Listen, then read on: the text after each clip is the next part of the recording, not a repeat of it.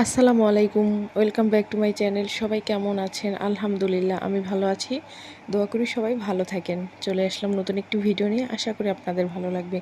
আজ আমি ভিডিওটা শুরু করেছি সন্ধ্যা থেকে। আসলে সন্ধ্যার নাস্তা আজকে নুডলস রান্না করতেছি, আর আমি রান্না করতেছি। মা তো নুডলস রান্না করতে পারে, হয়তো আমার রান্নাটাই মজা হয়, সেজন্য আমার খালাতো বোন আর আমার মা বলছে তুই রান্না কর।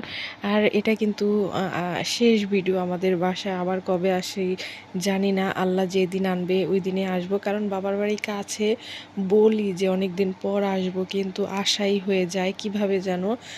বলি যতই যা এ মাসে আর আসবো না, কিন্তু প্রত্যেক মাসে একবার হলেও যাওয়া পড়ে।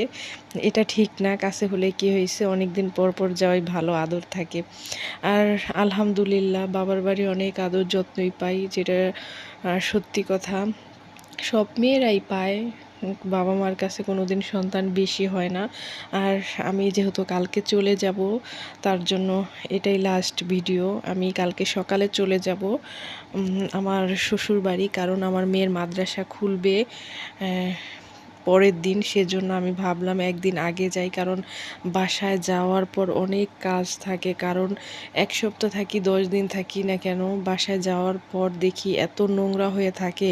কাজের লোক বাসায় মানুষ না থাকলে কিন্তু ওইভাবে কাজ করে না, যতই থাক না কেন। আর এই তো দেখুন, আমি কিন্তু সকাল সকাল এসেও পড়েছি, আর ওইভাবে আমি ভিডিও করি নাই ভাই, এত গরম। আর আসার সময় কি আয়াত আভা রিক্সা ওঠা নিয়ে না খুব ঝামেলা করে, সেজন্য কি আমি আর মোবাইলই বের করি না। আর আমি এসে তাড়াতাড়ি আজকে মুরগি রান্না করতেছি, আর শাক রান্না করব, আর ডাল রান্নাও করেছি, যতটা পারছি শর্টকাটে রান্না করেছি। আর এই তো দেখুন, ম্যাজিকের মতো আমি খেতে বসে পড়েছি।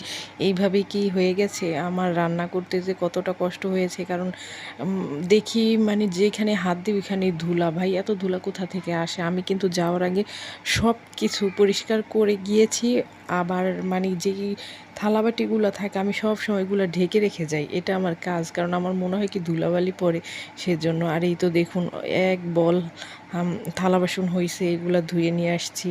এগুলো শুকায়ও গেছে, তার জন্য যেই জায়গায় যা থাকে রেখে দিতেছি। আর এই তো আমার রান্নাঘরও পরিষ্কার হয়ে গেছে। আর আবার পাপাকে বলছি কিছু জিনিসপত্র লাগবে আনার জন্য, সন্ধ্যায় বের হবে। আমাকে যেতে বলছে, আমি যাব না, মানে যেতে বলছে কি তার সাথে যাওয়ার কথা বলছিল, আমি যাই নাই। আর এই তো এখানে শাক নিয়ে আসছে, আমার আগের শাক ছিল, আর আজকে আবার শাক নিয়ে আসছে। এগুলো বেছে ফ্রিজে রেখে দেব। আর আটা ছিল না, কারণ ঈদের পরপরই কিন্তু আমি আমাদের বাসায় চলে গিয়েছি। রোজার সময় কিন্তু আমি আটা আনাই নাই, কারণ 1 মাস রোজা ছিলাম। সবাই, আমার শাশুড়ি, আমার হাজব্যান্ড, আমরাও ছিলাম। ওইভাবে রুটি বানানো হয় নাই, সেজন্য কিন্তু আটা আনাই নেই। আর এখানে ডিম লাগবে, আর আমি ময়দাও এনেছি, কারণ কেক টেক বানাইলে কি লাগে, সেজন্য। আর পাস্তা ছিল না। আর ডিমগুলো ধুয়ে আমি ফ্রিজে রেখে দিব, ডিমে প্রচুর ময়লা থাকে, তার জন্য ভাবলাম একটু ভিজিয়ে রাখি। এই তো দেখুন কতগুলো শাক এনেছে, শাকের ভিতর ঘাস বেশি শাকের চাইতে। এইগুলো এখন আমি বাছবো।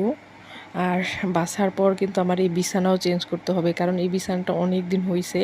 ঈদের পরপরই কিন্তু আমি আমাদের বাসায় চলে গিয়েছি, আর আসছি মাত্র, তাই ভাবলাম বাসায় কেউ ছিল না, তারপরও বিছানাটা ময়লা হয়েছে, উঠায় ফেলবো।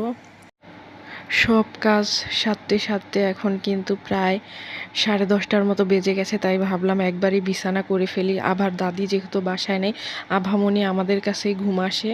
কি করব, ও এখনও ভয় পায়, ছোট মানুষ তো।